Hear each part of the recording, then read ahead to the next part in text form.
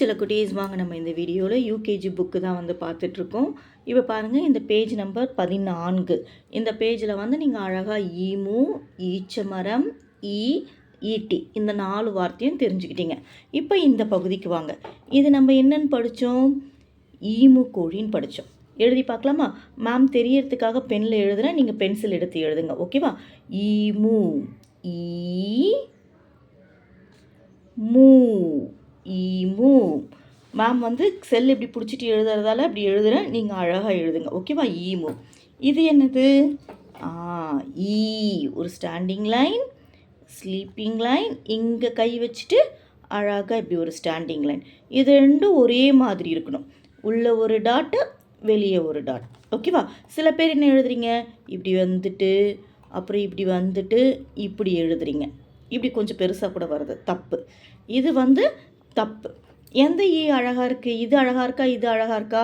இது தான் அழகாக இருக்குது இல்லையா? இதே மாதிரி தான் நீங்களும் எழுதணும். அடுத்து பாருங்கள், இது என்ன மரம்?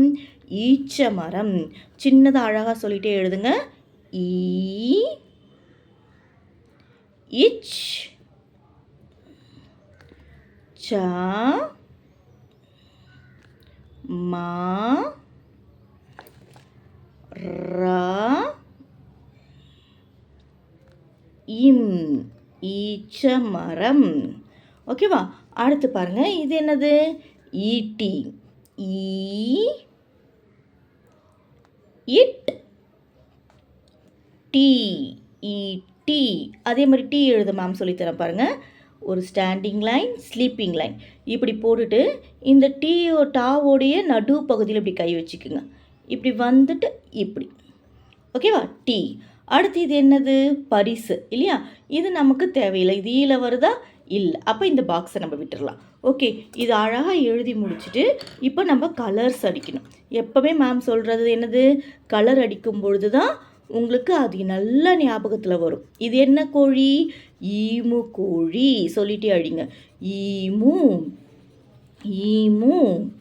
யார் அழகாக அடிக்கிறாங்கன்னு பார்க்கலாம். மேம் அழகாக அடிக்கிறேன்னா நீங்கள் அழகாக அடிக்கிறீங்களா? எப்போவுமே நீங்கள் தானே அழகாக அடிப்பீங்க. ஏன்னா மேம் பெருசாகிட்டே இல்லையா? நீங்கள் அழகாக அடிப்பீங்க. ஈமு.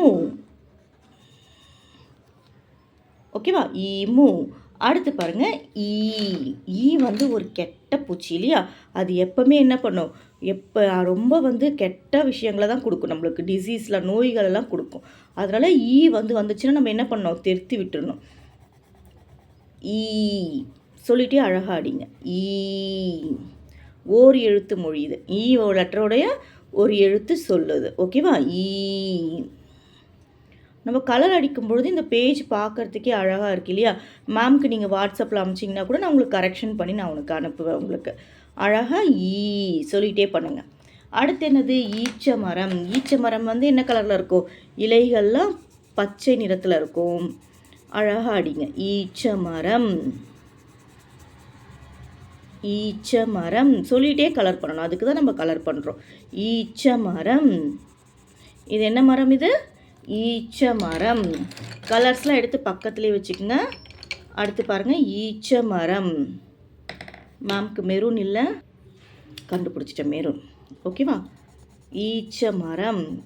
இந்த பகுதியில் வந்து என்ன கலரில் இருக்கும்? கருப்பு கலரில், இல்லைன்னா மெரூன் கலரில் இருக்கும் இல்லையா? ஈச்ச மரம், ஈச்ச மரம்.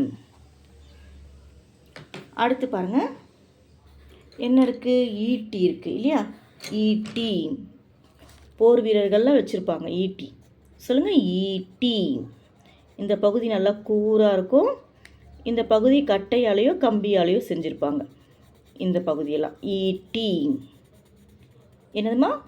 ஈட்டி. ஓகே.